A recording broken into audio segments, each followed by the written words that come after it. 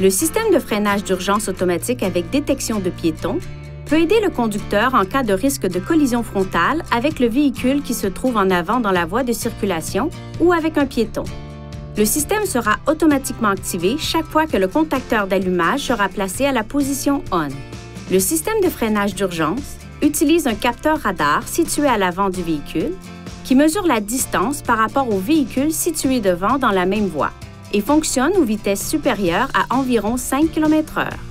Le système de détection des piétons fonctionne à l'aide d'une caméra installée derrière le pare-brise qui permet de détecter les piétons à des vitesses d'environ 10 à 60 km/h. S'il détecte un risque de collision frontale, le système avertit le conducteur en faisant clignoter un témoin et retentir une alerte sonore, en plus d'appliquer un freinage partiel. Si le conducteur n'intervient pas, le système émet un second avertissement sonore et visuel et applique également un freinage partiel.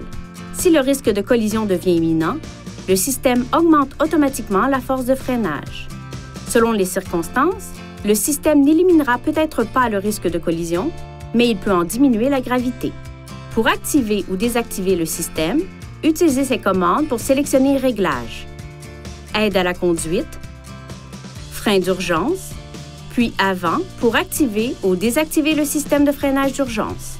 Lorsque le système de freinage d'urgence avec détection de piétons est désactivé, le témoin d'avertissement correspondant s'allume.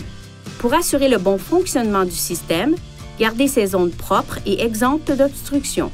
Si l'une de ces zones est bloquée, ce témoin et ou ce message d'avertissement peuvent s'afficher. Le témoin clignotera lorsque seule la caméra sera bloquée.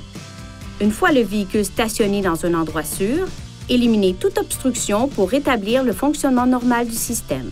Si le problème persiste après avoir retiré toute obstruction, il est recommandé de se rendre chez un concessionnaire Nissan pour un entretien.